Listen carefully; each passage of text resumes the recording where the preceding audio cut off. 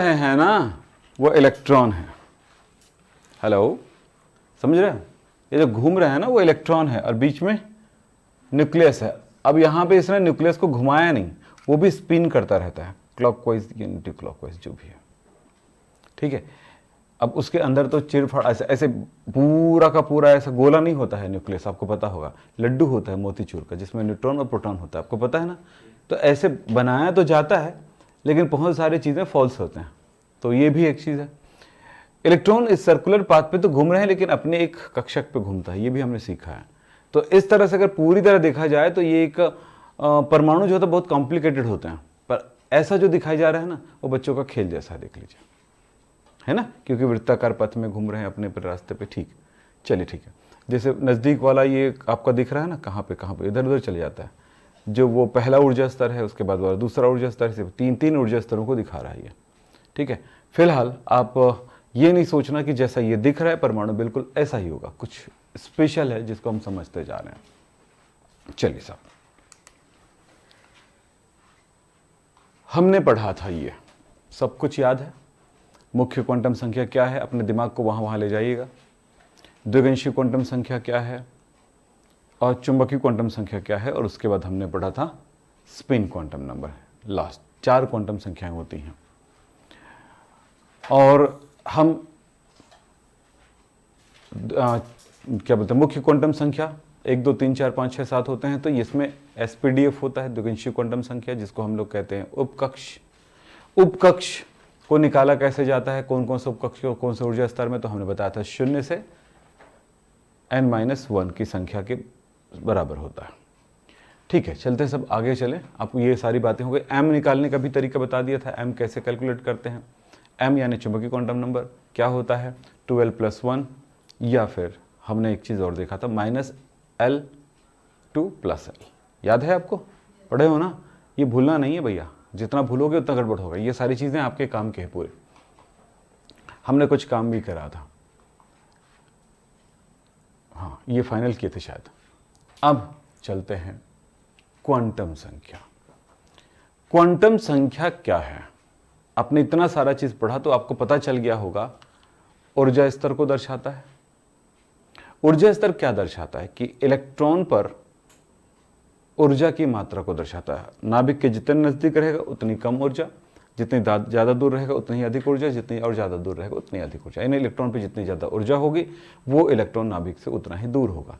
ऊर्जा स्तर को दर्शाता है, यानी कि इलेक्ट्रॉन की ऊर्जा को भी तो दर्शा रहा है वो।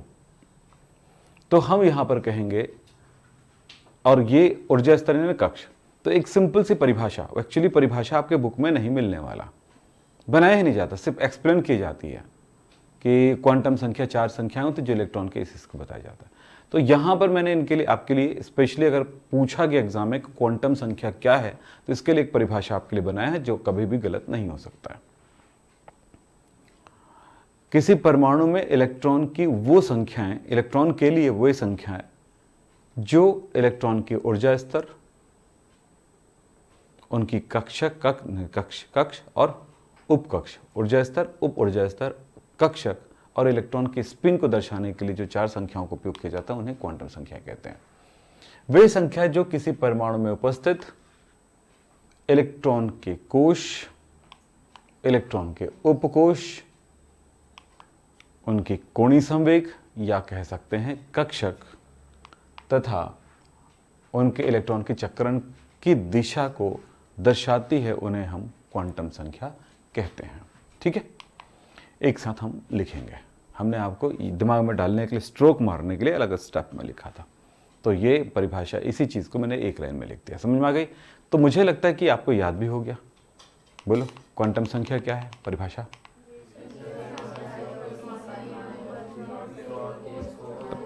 कोश, उपकोश, कक्षक तथा इलेक्ट्रॉन की चक्रण की दिशा को दर्शाती है क्वांटम संख्या। हो गया? अचानक कोई प्रिंसिपल साहब आपके क्लासरूम में आए, क्या चल रहा है तुम्हारा? सर केमिस्ट्री था। क्या पढ़ा रहे हैं? क्वांटम संख्या। क्या है?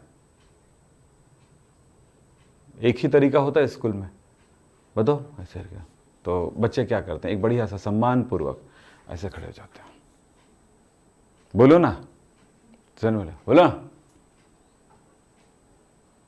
तो अंदर में चलता है दिमाग में, आप भी तो बताते नहीं थे अपने स्कूल में, ऐसे खड़े हो जाते थे, मैं भी खड़े हो जाता हूँ, मार लो, क्योंकि आपको भी मारते थे, उसका बदला ले लो ले लो ले लो ले लो। यही चलता है दिमाग में। फिर दूसरे खड़े हो गए, सेम अंतर्मन सबका, खड़े हो जाओ, जिसका आने वाला रहता है उसका दिमाग, मेरा भी है, वो भी खड़े हो जाता है। होता है ना, होता है ना। ऐसा नहीं खड़े होना है बेटा, मेरे तक तो आने दो, मैं बताता हूँ। नहीं बताया ठीक है, नहीं बताया ठीक है, अब मेरी बारी क्या, तो ये भाई बातें बोल सकते हो। कभी भी कोई भी बात किसी भी दिन पूछा जाए, अब जवाब देंगे, ठीक है? तैयार हैं? हाँ तो बताओ, हम किसको खड़े करें? चलिए, अम्बे बम्बे या वो चलो किसको खड़े करें? आपसे शुरुआत करते हैं। चंदाकर जी बोलिए। चंदाकर ही है ना, वर्मा लिखते हैं, चंदाकर। चलिए ठीक है, हाँ खड़े होके बोलो, बड़ा मजा आता है खड़े होके। ऐसे बैठे बैठे कहाँ बोलना, नहीं नहीं ना, ऐसे बोला ज़्यादा। कहाँ खड़े होकर बोलो, चलो। हाँ चलो अब बोलो, ये आज पूछ लेते हैं ना। हाँ, जो किसी परमाणु में उपस्थित उपकोष, कक्षक, इलेक्ट्रॉन। स्टेप बाय स्टेप ध्यान रखो, स्टेप बाय स्टेप, क्योंकि आगे पीछे बोलोगे ना तो वो अच्छी बात नहीं है। Step by step. पहला क्या था? जो किसी परमाणु में उपस्थित वे संख्याएं, हाँ, जो परमाणु में उपस्थित ऊर्जा स्तर, कक्षक। ऊर्जा स्तर के बाद क्या आता है? यानी कक्ष, फिर उसके बाद क्या आता है? उपकोष, है ना, कोश उपकोष। हाँ, इलेक्ट्रॉन की दिशा को व्यक्त करते हैं। 3-4 चीजें हैं बेटा। पहला क्या दर्शाता है? कक्ष। दूसरा क्या दर्शाता है? उपकक्ष। तीसरा क्या दर्शाता है? कक्षक। चौथा क्या दर्शाता है? इलेक्ट्रॉन की चक्रण की दिशा, घूमने की दिशा। स्टेप बाय स्टेप याद रखिए, यही। हाँ बैठे बैठे तो हड़बड़ाएंगे नहीं। मैं बोलता हूं कि डर तब भागेगा जब आप बोलेंगे, ठीक है? डर तब तक रहेगा जब तक आप कोशिशें नहीं करेंगे, ठीक है? चलो आगे चले। तो हम यहां पर आपको इसकी परिभाषा आपको बता चुके हैं। चलिए, ये तो हो गई परिभाषा। इसमें ये 4 प्रकार का होता है, इन 4 प्रकारों को जरा समझेंगे। ये टेबल नहीं बनाना है आपको, लेकिन आप इसको फिर शॉर्ट में जो हमने कल पढ़ा था उनको सोचते हैं। 4 क्वांटम संख्या होती किसी इलेक्ट्रॉन के लिए। अगर हम इस परिभाषा को और ज्यादा कह सकते हैं,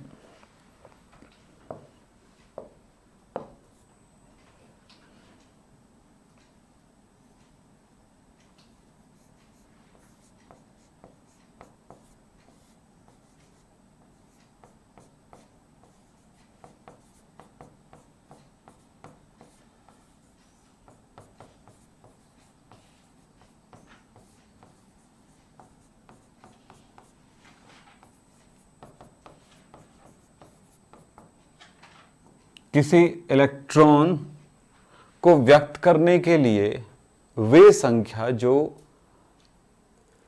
जो इलेक्ट्रॉन की कोश, उपकोष, ऐसे पूरा लाइन कर सकते हैं ना, उपकोष और कक्षक और इलेक्ट्रॉन के स्पिन को दर्शाती है, उसे हम क्या कहेंगे? क्वांटम संख्या। क्वांटम संख्याओं में यहां पर कुछ बातों का ध्यान रखें। पहला, मुख्य क्वांटम संख्या, द्विगंशीय क्वांटम संख्या, चुंबकीय क्वांटम संख्या, चक्रण क्वांटम संख्या। मुख्य क्वांटम संख्या को n से दर्शाते हैं, इसको स्मॉल l से दर्शाते हैं, इसको स्मॉल m और इसको स्मॉल s से दर्शाते हैं। मुख्य क्वांटम संख्या दर्शाता क्या है? कि इलेक्ट्रॉन किस कोश में उपस्थित है। यस। द्विगंशीय क्वांटम संख्या क्या दर्शाता है? कि उपकोश के किस नहीं, ये गलत लिखा हुआ है, मैं इसको ठीक कर देता हूं। उपकोश को दर्शाता है, इलेक्ट्रॉन किस उपकोश में उपस्थित है, ठीक है? या क्या लिखा, उस कोश में वह किस कक्षक में है। तो इसको थोड़ा सा और अच्छा लिख दूं मैं, अगर इस तरीके का उपयोग किया है तो, उस कोश में वह किस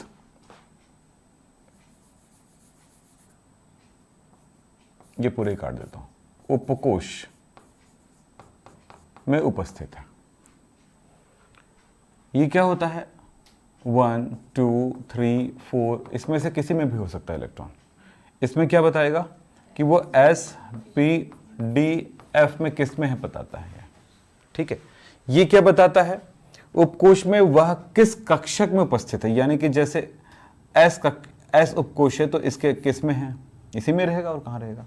लेकिन P में 3 जगह है आपके पास, तो 3 में से किस में है ये बताता है। ठीक है, वो इलेक्ट्रॉन इस जगह पे है कि इस जगह पे है कि इस जगह पे दर्शाता है। और ये तो क्या लिखा है, किस कक्षक में है, और ये क्या दर्शाता है कि वो अगर उस इलेक्ट्रॉन है कि तो क्लॉकवाइज है कि एंटी क्लॉकवाइज है, उसको तो दर्शाता है। क्लियर। तो ये 4 बातें आपको मैंने आपके दिमाग को रिफाइन कर रहा हूं, वो तो वही है, अंग्रेजी में लिखा है बस और कुछ नहीं। मुख्य क्वांटम संख्या, चलिए सारी चीजों को रखे हमने लाइन से, एक एक चीजें। मुख्य क्वांटम संख्या क्या दर्शाता है वही तो लिखना है। अब एक एक चीजों को एक्सप्लेन करने होंगे। क्वांटम संख्या कितने प्रकार का होता है, 4 प्रकार का। क्लियर है। पूरा नाम क्या लिखेंगे, मुख्य बस नहीं लिखेंगे, पूरा लिखना है। यहाँ पे अपनी कॉपी में बड़ा कर सकते हैं इसको, मुख्य क्वांटम संख्या, द्विगंशी क्वांटम संख्या, ऐसे पूरा लिखेंगे ना नाम। मुख्य क्वांटम संख्या है क्या, हम कई तरह से बात कर सकते हैं। मुख्य क्वांटम संख्या क्या है, इलेक्ट्रॉन की क्या दर्शाएगा, ऊर्जा, यानी कि इलेक्ट्रॉन किस जगह पे, तो ये एक्चुअली मुख्य क्वांटम संख्या इनको दर्शाता है।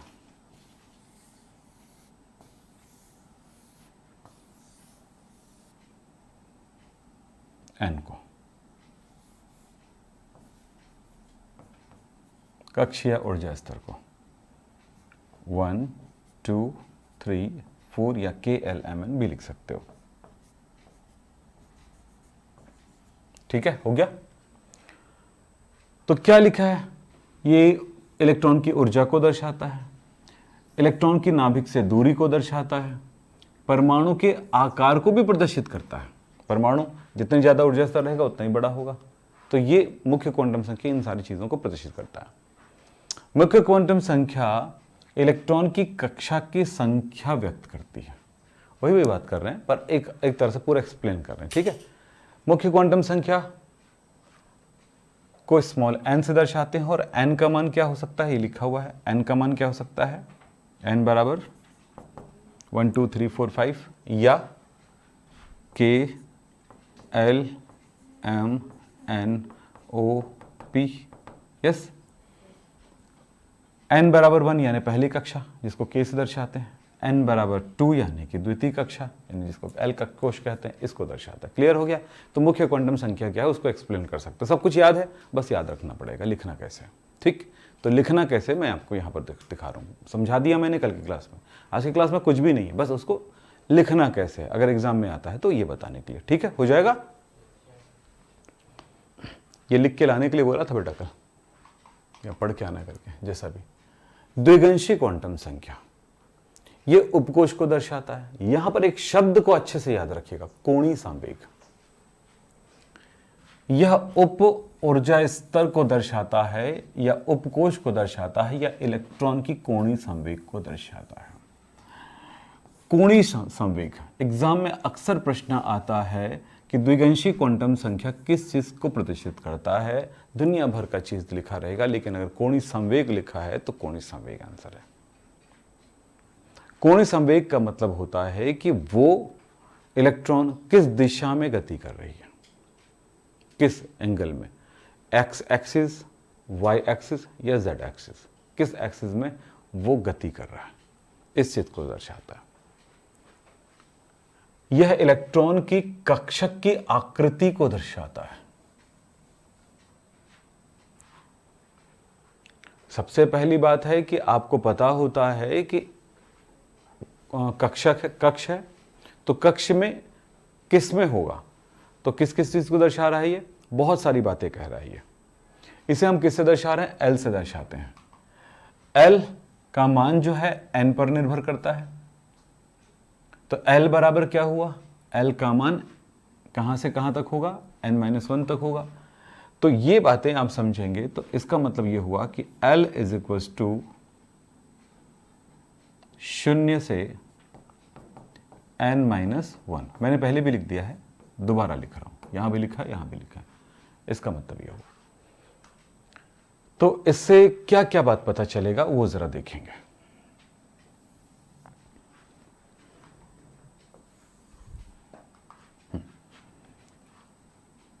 तो L का मान क्या क्या हो सकेगा, नाम नंबर रखते जाएंगे तो पहले ऊर्जा स्तर के लिए तो यहां पर क्या हो सकता है 0 1 2 3 4 आदि हो सकते हैं, ठीक है डैश। तो ये 0 वाला है, इसको S से दर्शाते हैं, इसको P से, इसको D से और इसको F से। क्लियर? ऐसे लिखते रहता हूं भाई, ऐसे लिखेगा, 0 के नीचे ही ऐसे है। अब 0 है भाई वो, है ना। अब 0 और O को हम लोग एक ही तरह से लिखते हैं, कंप्यूटर में थोड़ा सा चेंज कर देते हैं, ठीक है नहीं। कंप्यूटर में 0 कैसे लिखते हैं और O को कैसे लिखते हैं, ठीक है। और ज़्यादा हुआ तो 0 को कैसे लिखते हैं, ऐसे, ठीक है। नॉर्मली हम ऐसा लिखते हैं, पता है ना। चलिए, इतना फ़र्क इसलिए दिया गया कि कहीं आदमी कंफ्यूज ना हो जाए, कई जगहों पर आता है। चलो ठीक है, IFSC कोड होता है ना बैंक का, उसमें 0 भी होता है कई बार O भी होता है, तो 0 और O को पहचानने के लिए बड़ा तकलीफ हो जाता है फिर, ठीक है।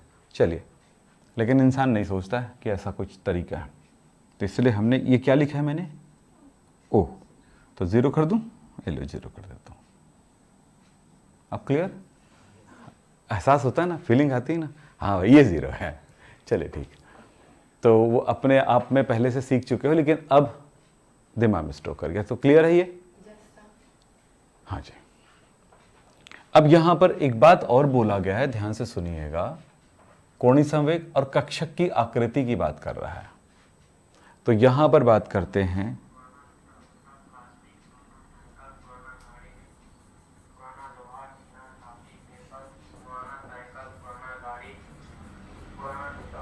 इस जगह पे सबसे ज्यादा पुराना मैं ही हूं, है ना। बेच डालो, चलो। काश ऐसे लेने आता ना तो सबके घर का बाबा बिक चुका होता। है ना, मुझे जाने मत दो, मुझे छोड़ दो। सबके घर से आवाज आती है एक ठो, ठीक है। चलो, बाद में हमारी बिकने की बारी आ जाती है ना। चलिए बोलो क्या होगा, कक्षक की आकृति, तो ध्यान रखिए बेटा, कक्षक S जो है, S कक्षक गोलाकार होता है।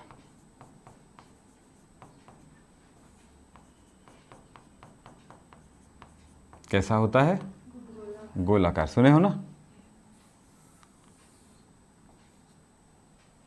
ये, ठीक। यहां पर सिर्फ आकृति बता रहे हैं, कोणीय संवेग से सिर्फ उसकी आकृति पता चलती है कि वो गोलाकार है।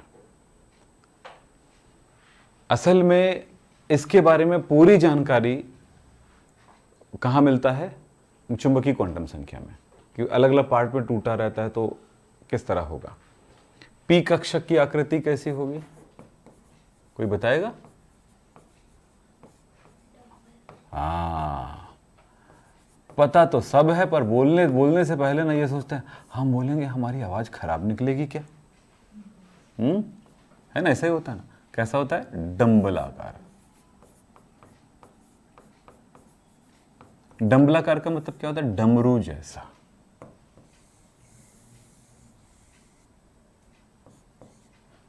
ठीक। डी कक्षक की आकृति कैसी होती, बोलो। हाँ हाँ, आपकी आवाज तो अच्छी है, आप लोग भी बोलो कि आकृति कैसा होता है, डबल डंबलाकार।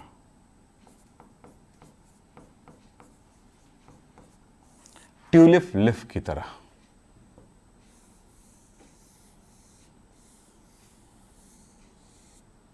ठीक है, इस साल दिवाली में तो ऐसा ही कुछ मजेदार बनने वाला है ना, बहुत कुछ। चलिए हो गया। अब बेटा इधर स्पीड बढ़ेगा, मैं चैप्टर तुम्हारा 11 तो स्पीड बढ़ता ही नहीं है बेटा, क्योंकि ऐसी चीज़ें सब नई बार पहली बार सुनते हो ना, तो हमारी प्रॉब्लम रहता है कि हम स्पीड में पढ़ा दें। तो पता चला सर उस दिन पढ़ाए समझ में नहीं आया, तो कहाँ हम पीछे हो जाएं, ऐसे चलता है फिर, है ना। तो वो टाइप का नहीं, तो एक स्पीड चलेगा, लेकिन थोड़ा सा आप लोग ध्यान रखना। वैसे ही एफ कक्षक की आकृति होती है, जटिल होता है, मतलब हम अपने हाथों से जो बनाते हैं ना वो एकदम परफेक्ट नहीं होता है, ठीक है। तो वो थोड़ा सा जटिल आकार लेती हुई रहती है, तो इसलिए हम वहाँ पर थोड़ा सा भी काम नहीं करेंगे। तो क्या लिखो, जटिल डम्बल डम्बलाकार बोलेंगे, कॉम्प्लिकेटेड डबल डम्बलाकार, ठीक है। तो यहाँ पर 2 डमरू है ना, शंकर जी को ये पकड़ा दीजिएगा। अभी तक तो आप एक सिंगल पकड़ रहे थे, गुरुजी हम आपसे बहुत पसंद करते हैं आपको, है ना, रोज फूल माला भी चढ़ाते हैं आपको, आपको पता होगा हम बहुत बड़ा फैन हैं आपके, है ना। कभी कभी अगरबत्ती जलाते हैं, कभी कभी ऐसा गुस्सा आता है कि नारियल भी फोड़ डालते हैं आपके आसपास, है ना। लेकिन वो इसलिए नहीं फोड़ते हैं कि आप गुस्से की वजह से मत सोचा करिए, क्योंकि आप भी बहुत गुस्सैल हो, हम भी बहुत गुस्सैल हैं, तो सब मिलकर के बराबर न्यूट्रलाइज हो जाता है। तो हम जो वहाँ से जो गुस्से को हम जब तोड़ते हैं ना, तो बड़ा मतलब गुदा निकलता है, समझो हम उतने ही कोमल हैं गुरुजी। ऐसे बोल के भगवान शंकर जी को मना लिया करो, ठीक है। शंकर अरे वाह good good good good good, ऐसे करके आशीर्वाद बेटा, जो मांगना है मांग लो, तो फिर हमको पास करा दीजिए ना। शंकर जी बोलते वाह अरे नालायक, है ना। चलो आगे हो गया। हम भगवान के पास जाकर के वो जो भेंट चढ़ाते हैं ना, क्या करते हैं नहीं पता तुम लोग, रिश्वत देते हैं। चलिए साहब, और रिश्वत देख करके जो ईमानदार आदमी होते हैं गुस्सा करते हैं, तो भगवान शायद ईमानदार होंगे, तो फिर गुस्से की वजह तुमने मुझे दिया है, तुमको आगे नहीं बढ़ाऊंगा, तो इससे अच्छे होता है। और रिश्वत नहीं देंगे तो चलो हम बात करते हैं आगे की बातें, इनकी ऊर्जाओं के बारे में बात करते हैं, एसपीडीएफ का।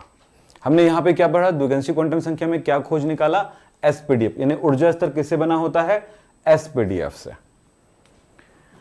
तो इनकी ऊर्जाओं के बारे में बता दूं कि एस कक्षक से ज्यादा ऊर्जा होता है पी कक्षक का, उससे ज्यादा डी का, और इससे ज्यादा एफ का। हम कक्षक तो जरूर बोल रहे हैं, पर कक्षक नहीं है, उपकक्ष है यह, ठीक है। उपकक्ष के अंदर कक्षक होता है, तो उन कक्षकों की आकृति कैसी होती है वो बताया जा रहा है, ध्यान रखिएगा, ठीक है। बड़ा मजेदार था यार ये भी। चलिए आगे चले, याद हो गया ना, है ना। एक लिख के मुझे दिखाना होगा आप लोगों को, ठीक है। तो हम एक पे आपको बोलेंगे कि लिख के दिखाओ, तुरंत तुरंत तो दिखा लोगे, कब, कल, पक्का, चलो ठीक है। कल तो शुक्रवार वैसे भी है, शुक्रवार होता है तो उतई की बाजार लगती है, हाँ इसीलिए, ठीक है। चल हाँ चलो आगे चलते हैं हम। चुंबकीय क्वांटम संख्या क्या है, हमें इस बात का ध्यान रखना बेटा, वो है क्या चीज, बस एक्सप्लेन करना रहता है, कुछ ऐसा उसकी परिभाषाएं नहीं बनती है, उसको एक्सप्लेन करना रहता है। तो देखें, चुंबकीय क्वांटम संख्या, मैग्नेटिक क्वांटम नंबर, आप समझ में आ गया, ये कक्षक को दर्शाता है, उपकक्ष का कक्षक हुआ। यहां पर याद रखना एक लाइन, जैसे आपको एक नई चीज सीखने को मिला था वहां पर, कि द्विगंशी क्वांटम संख्या इलेक्ट्रॉन की कोणीय संवेग को दर्शाता है। दिमाग में इसी बिठाना, सब कुछ बिठाओगे बिठाओगे, लेकिन कोणीय संवेग वाला शब्द बिठाना। कोणीय संवेग का मतलब क्या हुआ, एक देखो सीधा जब इलेक्ट्रॉन चल रहा होता, कोई भी कण जो चल रहा, कोई भी पदार्थ, कोई भी वस्तु अगर गति कर रही है, तो स्ट्रेट लाइन चलती है वो, तब उस टाइम पे क्या होगा, उसका एक संवेग होगा। संवेग क्या होगा, द्रव्यमान गुणा वेग। लेकिन कोणीय संवेग क्या होगा, जब वो राउंड में गति कर रहा है या किसी तरह से वो मोड़ रहा है, तो उस टाइम जो संवेग बनती है द्रव्यमान गुणा वेग, उसका कोणीय संवेग होगा उस जगह पे। तो इसी कोणीय संवेग के बारे में आगे बढ़ जाके पढ़ेंगे, बढ़िया मजा आएगा आपको पढ़ने में। फिलहाल यहां पर बात करते हैं, क्वांटम संख्या कक्षकों के अभिविन्यास को दर्शाता है। ये कक्षक को दर्शाता है और उसके अभिविन्यास को दर्शाता है। अभिविन्यास का मतलब हो कि एक्स एक्सिस में है कि वाई एक्सिस में है कि जेड एक्सिस में, क्योंकि हम पी कक्षक के बारे में पता चल चुका है। पी में 3 कक्षक होते हैं, एक्स पी है ना, -1 -2, हाँ, तो ये P X P Y P Z, ठीक है। चलो बात करते हैं इसके बारे में। फिर बात करते हैं, यह जीवन प्रभाव की व्याख्या करता है, स्टार्क प्रभाव की व्याख्या नहीं करता, जीवन प्रभाव की व्याख्या करता है। जीवन प्रभाव एंड स्टार्क प्रभाव का मतलब क्या होता है, हमने जब परमाणु को उच्च ऊर्जा दिया तो उनसे एक तरह की प्रकाश निकलती है। वो प्रकाश को जब हम स्पेक्ट्रम से गुजारते हैं तो अलग अलग लाइनें मिलती है। तो यह दर्शाता है कि परमाणु में कई ऊर्जा स्तर हैं। वो बताऊंगा, अभी बहुत सारी चीज़ें पढ़ना है, अभी तो सिर्फ शुरुआत हो रही है आपकी। तो वो हुआ, जो वो स्पेक्ट्रम प्राप्त हुआ था ना, तो पहले ऊर्जा स्तर के स्पेक्ट्रम को जब हमने दूसरे प्रिज्म से गुजारा, जो हाई डेफिनेशन वाला है, तो हमें पता चलता है कि वो और भागों में नहीं बढ़ता है। लेकिन दूसरे ऊर्जा स्तर के जो मिलते हैं स्पेक्ट्रम, उसको जब हमने हाई डेफिनेशन वाले में गुजारा तो पता चलता है कि वो दो भागों से बना है। तो एक एस को दिखा रहा है, एक पी को दिखा रहा है। तीसरे ऊर्जा स्तर से निकली हुई जो स्पेक्ट्रम होती है उनको देखा तो हमने वो तीन भागों में बट रहा है, एस पी डी। लेकिन अब बात होता है कि जो ये है उसको और भी डिफाइन करने की कोशिश करेंगे, और भी उससे ज्यादा हाई डेफिनेशन अलग अलग जो लाइनें मिली उसको भी अगर हम स्पेक्ट्रम से गुजारेंगे और देखेंगे तो हमें कुछ भी नहीं मिलता है। तो इसको चुंबकीय क्षेत्र से गुजारा जाता है। तो चुंबक की प्रभाव भी एक प्रकार का क्या करेगा, उस लाइट को तोड़ता है। तो एस उपकक्ष मिला था, उससे निकलने वाली किरण को करा गया तो नहीं तोड़ा। तो कहां से गुजारा गया, चुंबकीय क्षेत्र से। तो चुंबकीय क्षेत्र से गुजारने पर क्या हुआ, हाई डेफिनेशन चुंबक से गुजारा गया, हाई क्या बोलते हैं इंटेंसिटी वाले चुंबक से गुजारा गया। तब क्या हुआ, वो कुछ भागों में बटा। तो एस जो है किसी भी भाग में नहीं बटा, पी जो है 3 भागों में बट गया, डी वाला जो है वो 5 भागों में बट गया। तो ये इसी पर प्रभाव कहा जाता है।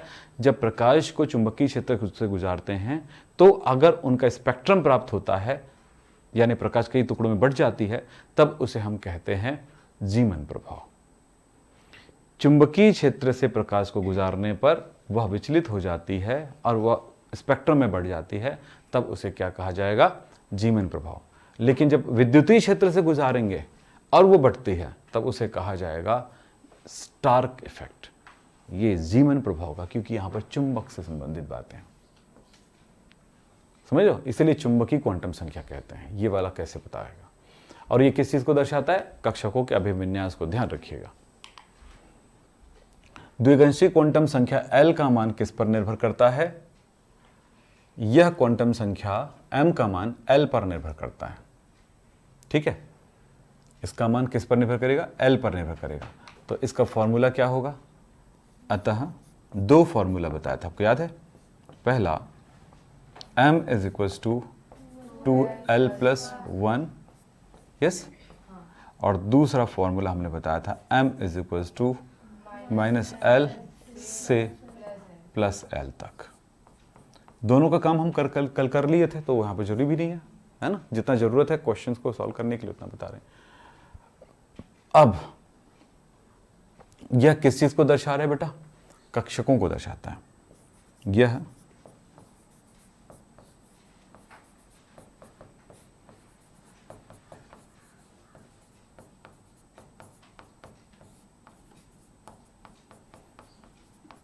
तब क्या होगा, इधर और कुछ नहीं ना, तब मैं लिख रहा हूं, ध्यान से देखिएगा। एस में कितने कक्षक होते हैं, 1। इसको नाम दिया गया 0। ठीक है, अगला कौन सा है, पी। पी का मान कौन कौन सा होता है, -1 0 +1। तो हम इसको इस तरह लिख देते हैं,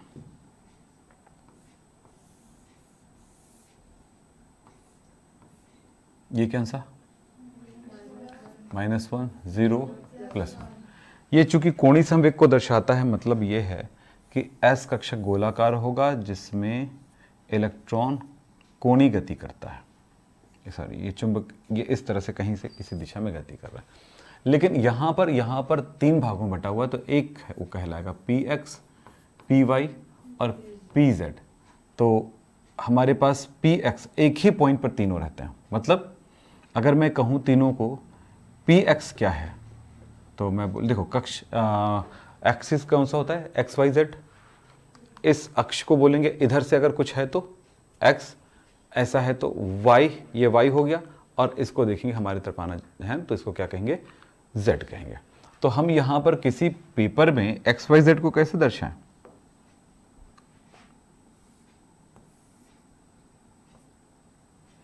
ये एक्स वाई हो गया, z को ऐसे रखेंगे तो दिखेगा क्या, वो नहीं दिखेगा ना, हमको कहाँ दिखेगा ये। तो इसके लिए हम क्या करते हैं, थोड़ा सा ऐसे लगा देते हैं। आप ऐसे ऐसे मत करिएगा, ठीक है। ये y है, ये x है, और z को दिखाने के लिए हम एक लाइन बना देते हैं ऐसे, वो दिखाने के लिए, ठीक है। तो कितना हुआ भाई, क्या क्या हुआ, चलो चेक करते हैं। हाँ, तो px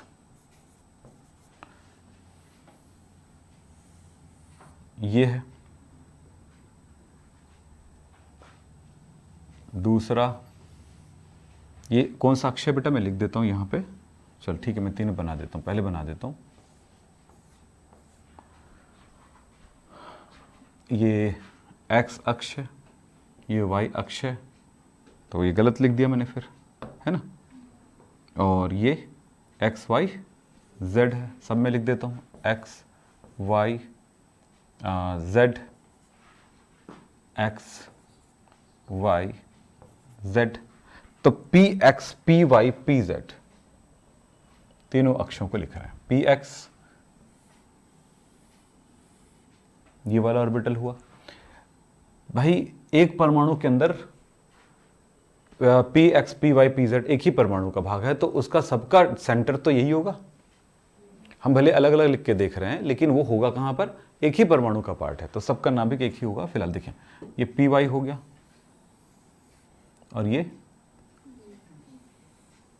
pz हो गया, यानी अर्थात क्या हुआ जरा समझेंगे, ये सभी एक ही पॉइंट पर है ना, ध्यान रखना, सबका सेंटर एक ही है।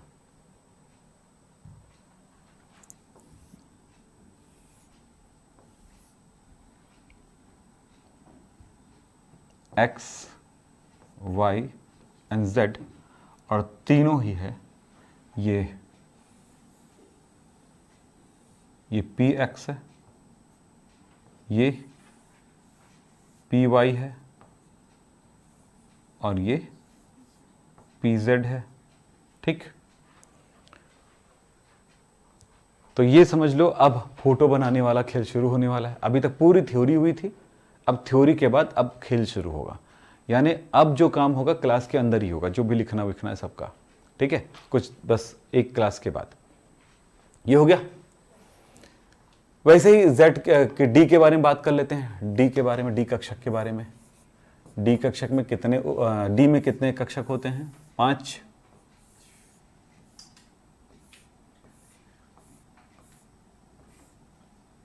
-2 -1 0 +1 +2, इसका अपना एक नाम है, dxy dyz dxz dx² -y² and dz²। सबको अलग अलग बताऊंगा, लेकिन आप ये मानोगे सब क्या है, एक ही पॉइंट पे होते हैं। तो यहां पे सबको एक पॉइंट पे लिखूंगा तो गड़बड़ हो जाएगा, कचरा हो जाएगा। तो पहले समझें dxy। dxy कैसा होगा, कोई बताएगा? x अक्ष और y अक्ष, एक अक्ष x है और एक y है। आपको पता चल गया है कि d कक्षक जो होते हैं डबल डंबलाकार होते हैं, तो डबल डंबल होगा हर बार d में। जैसे p में 2 ही लोब बना था ना, यहां पर कितना, 4 लोब बनेंगे। तो याद रखना dxy कहने का मतलब है x अक्ष और y अक्ष पर नहीं होगा, इसे 45 डिग्री झुका होगा। ये है dxy।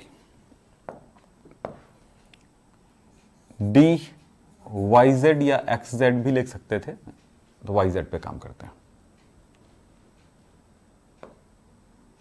ये कौन सा होगा, y और z के 45 डिग्री झुका होगा।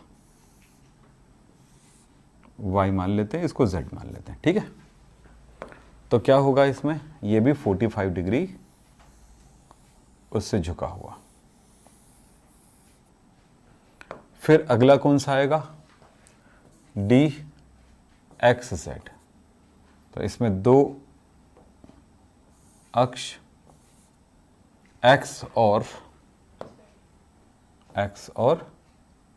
y, नहीं सॉरी z, कोई भी z मान लेते हैं, चलिए ये z है, ऐसे आगे पीछे कुछ भी कर सकते हो। फिलहाल जब तीनों एक्सिस के बताने तो प्रॉपर बताने पड़ते हैं कि कौन सा है।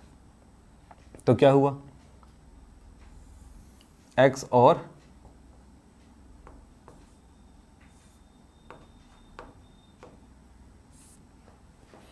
और जेड के 45 पर झुका होगा।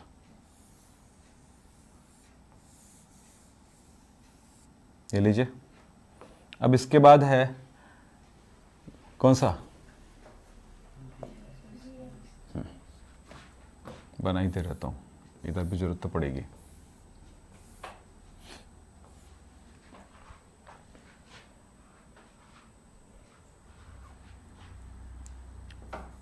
छम छम छम छम छम छम, हमारी छम छम आ गई। हाय, गुड मॉर्निंग। तुम लोग नहीं छेड़ते हो क्या? अच्छा चलो, अच्छा छेड़ोगे कभी। चलो, एक्स स्क्वायर वाई स्क्वायर, यहाँ दो अक्ष हैं, एक है एक्स एक है वाई। याद रखना स्क्वायर आ गया, इसका मतलब है प्रॉपर उसी जगह पे, यानी जहां पर एक्स है और वाई है। अर्थ पे ध्यान देना बेटा। मैंने कहा तुम्हारे पास 2 रुपया है, 2 स्क्वायर रुपया है। वाह, तुम्हारे पास 10 रुपया है, 10 स्क्वायर है। जब किसी नंबर पे स्क्वायर लगता है तो उसकी कीमत उसी के साथ मल्टीप्लाई होकर कितनी बड़ी हो जाती है, नहीं? हाँ, तो वही बात होता है कि उस जगह पर एक्स है, एक्स पर स्क्वायर है, एक्स की वैल्यू जो होगी उस पर, उसकी एक्स पी वैल्यू पर उसी के साथ जो आता है उसका स्क्वायर आ गया, तो उस वैल्यू के साथ कितना बड़ा अंक हो गया सोचो आप। स्क्वायर में 2 बार दुगुना हो गया, उस दुगुना यानी 2 बार सेम नंबर से मल्टीप्लीकेशन, तो वो उसी डेंसिटी को दिखाता है। तो ये हायर डेंसिटी इसी जगह पे है। तो एक्स और वाई, एक्स वाई कहीं पर देखे थे हम लोग, तो एक्स और वाई पर नहीं है, जबकि एक्स और वाई से 45 टिल्ड है, झुका हुआ है। लेकिन जब हम z की बात करते हैं, अगला है z स्क्वायर, तो इसमें क्या होता है, यहां पर ये z है, ये x है, ये y है, ले लेते हैं। तो z पर तो प्रॉपर रहेगा, ठीक है, लेकिन थोड़ा इस पर भी होगा। देखो दूसरा जो पार्ट है वो x पे भी थोड़ा बटा हुआ है और y पर भी थोड़ा बटा हुआ है, समझ रहे हैं? तो ये क्या करता है, थोड़ा थोड़ा है, तो वो क्या करता है, जब इस स्थिति में आता है तो जो उसका लोब बनता है ना, जो फैला हुआ है, ये क्या करता है, एक मिक्स हो जाता है। और मिक्स होने से क्या बनता है, वो इस तरह से एक रिंग बना लेता है, मतलब एक लोब है, इसके पीछे एक रिंग बना लेता है। तो ये है z स्क्वायर, ठीक। तो ये हो गया हमारा चुंबकीय क्वांटम संख्या। एफ के डिटेल में नहीं जाने की जरूरत है। अब है चक्रण क्वांटम संख्या। चक्रण क्वांटम संख्या इलेक्ट्रॉन की अपने अक्ष पर, यानी अपने धुरी पर, अपने एक्सिस पर घूमने की दिशा को दर्शाता है। देखो उधर घूम रहा है इलेक्ट्रॉन, ठीक। जब इलेक्ट्रॉन ऐसे घूमता है तब उसमें n s, ऐसे घूमेगा तो नीचे n ऊपर s, वो अलग बात है। तो इस आधार पर हमारे पास क्या हुआ, इसके चक्रण की दिशा को दर्शाते हैं। जब वो क्लॉकवाइज घूमता है तो उसको प्लस हाफ से दर्शाएंगे, एंटी क्लॉकवाइज घूमता है तो माइनस हाफ से दर्शाएंगे। और यहां पर इस बात का भी ध्यान रखिएगा कि इसे ऐसा या ऐसा दर्शाते, ये कौन सा है, प्लस हाफ, और ये कौन सा है, माइनस हाफ। और कल की क्लास में तो बता चुका था कि अगर कोई इलेक्ट्रॉन क्लॉकवाइज घूम रहा है या इलेक्ट्रॉन एंटी क्लॉकवाइज घूम रहा है, इसको दर्शाने के लिए। फिलहाल बात तो खत्म हो गई हमारी, क्योंकि हमारे चाहे वेट कर रहे हैं। तो एक चीज आपके स्कूल, ये तो हो चुका है ना आपके स्कूल में, हाँ, तो एक प्रश्न मैं आपको दे रहा हूं, इसका बना के मुझे आंसर दिखाओ। अभी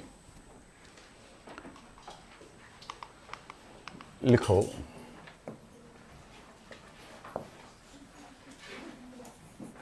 प्रश्न है 2p4 के अंतिम इलेक्ट्रॉन की चारों क्वांटम संख्याएं ज्ञात कीजिए।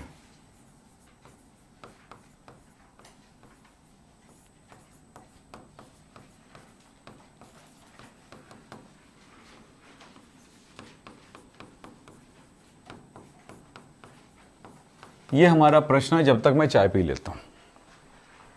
चलिए बताइए।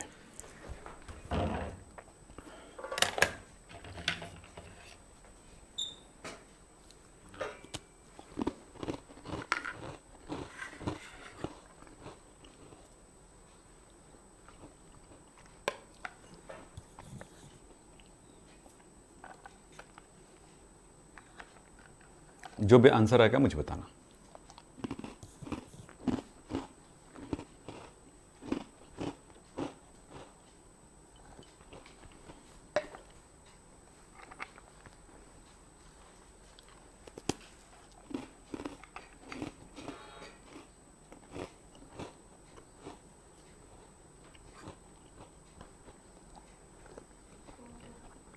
बताओ। n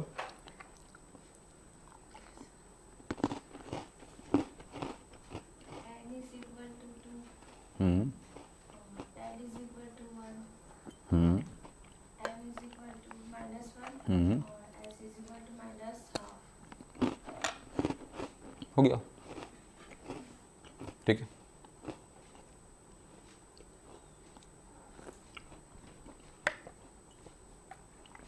ये वाला प्रश्न आता है हमारे यहाँ।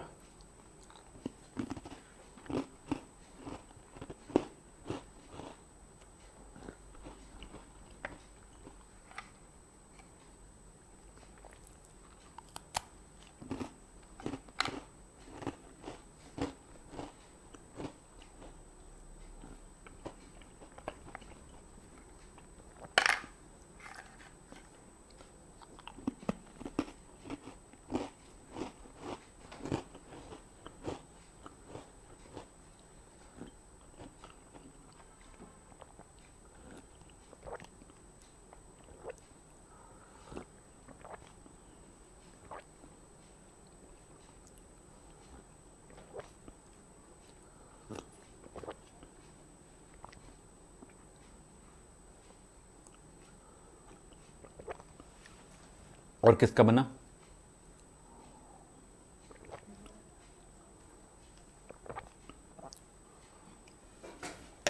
चलिए, कठिन नहीं है बिल्कुल, मैं आपको एक बार समझाता हूं, आप उसमें खोए मत रहो। जब भी ऐसे प्रॉब्लम को सॉल्व करना है तो हमें इस बात का ध्यान रखना होगा। कहां चला गया? सॉल्व करने के लिए क्या करेंगे, देखिए हमारे पास है 2p4 है ना, 2p4 है ये। बेटा हमेशा याद रखना, ये जो नंबर है ना n को दर्शाता है, ऊर्जा स्तर को। ये जो p दिख रहा है ना वो l को दर्शाता है। और l का मान क्या होता है आपको पता है? 0 1 2 3 होता है। अगर s होगा तो 0 है, l p sorry s p d f। तो अगर ये वैल्यू p है ना, p है, तो ये किसे l की कौन सी वैल्यू को दर्शाएगा? 1 को दर्शाएगा। नंबर बताना है, संकेत नहीं बताना है, ठीक है? क्लियर है? तो यहां पर क्या हुआ, पता चल गया कि n की वैल्यू यहां पर क्या पता चल रहा है? 2 है। बोलो कहां से आया, मैं बता रहा हूं आपको। और ये p जो है वो क्या दर्शाएगा? l है, p तो l से ही है ना। l कौन सा टाइप का होता है? SPDF होता है। तो ये p दर्शा दिया, यानी कि हमें क्या वैल्यू मिल गया? हमको 1। दूसरी बात है कि अब m पता लगाना है, तो ये पता लगाओ कि ये p कितने भागों में बटा होता है, इसका कक्षक कौन सा है। तो p के कक्षक कितने होते हैं? 3। बोलो, ये लो 3। तो m का वैल्यू ये बताएगा क्या होता है? -1 0 +1। ये आपको सिखाने के लिए ऐसा लिख रहा हूं ना, ध्यान रखिएगा। फिर आपके पास किस इलेक्ट्रॉन के लिए पूछा है, तो अब देखना पड़ेगा आपके चौथे इलेक्ट्रॉन के लिए, लास्ट इलेक्ट्रॉन के लिए। अंतिम मतलब लास्ट 4 है, तो कैसे इलेक्ट्रॉन भरता है? 1 2 3 4। इलेक्ट्रॉन पहले एक एक करके भरेगा, फिर उसका युग्मन होगा। अगर डी में भी है 5 है ये, तो 1 2, यहां पर अगर 3 इलेक्ट्रॉन है तो 1 2 3 हो गया। चलो 6 इलेक्ट्रॉन है तो 1 2 3 4 5 6 हो गया। अगर 9 है तो 6 हो, 1 2 3 4 5 6 7 8 9। तो समझ में आई? तो इलेक्ट्रॉन पहले एक एक करके भर जाएगा तब युग्मन करेगा। अब यहां पर दो बातें आ जाती हैं। हमें किस इलेक्ट्रॉन के बारे में पूछा? अंतिम। तो 1 2 3, तो अंतिम तो ये हुआ क्या? बोलो, आखिरी बार तो वही भरा है ना, तो अंतिम हो गया। अंतिम ये नहीं होगा कि सर हमको तो अंतिम जो दिखेगा उसी बोलेंगे। नहीं भाई, आखिरी बार किसको भरे हो? तो इसको भरे। तो ये किस जगह पे है? एम वैल्यू दिख गया। अंतिम इलेक्ट्रॉन को एस वैल्यू क्या मिलेगा? एस मतलब स्पिन, 4 क्वांटम संख्या है। तो क्या मिल रहा है? ये क्लॉकवाइज है कि एंटी क्लॉकवाइज है? एंटी क्लॉकवाइज को क्या बताते हो? -7। तो आपको क्या क्या पता चला यहां पर? 2p, अच्छा सीधा मैं डायरेक्ट लिख देता हूं, लंबा नहीं। अतः हमें क्या क्या मिला जरा देखिए तो, N L M S, ये 4 बातें बताना। तो क्या क्या पता चला? N यहीं से मिल जाएगा डायरेक्ट, तो ये 2 चीजें देखते ही पता चल जाएगा। 2p यानी कि 1, मैं p लिख दिया हूं, चलेगा? 2p, ये 2 चीज पता चल गया। अब उसके बाद इलेक्ट्रॉन कहां भरा है उसे देखें, डब्बे में। कौन से डब्बे में भरा हुआ है? बोलो, जिस इलेक्ट्रॉन के बारे में बात कर रहे हैं, इस इलेक्ट्रॉन की बात करते हैं, -1 में। अगर हमें दूसरा इलेक्ट्रॉन बोलता तो यहां पे बोलते हैं। तो ये किस में है? ये -1। और कहां पे? क्लॉकवाइज के एंटी क्लॉकवाइज? हाँ, ये उल्टा है, तो एंटी क्लॉकवाइज -12। कल हम इस पे बात करेंगे और ये काम करेंगे, ऐसे प्रश्नों को हल करना सीखेंगे। बहुत सारे प्रश्न मैं आपको कराऊंगा। तो आज की बातें यहीं पे समाप्त करते हैं। नमस्कार, धन्यवाद, ठीक। तो ऐसे में प्रैक्टिस करके आप लोग खुद आ जाइए तो बड़ा मजा आएगा काम करने।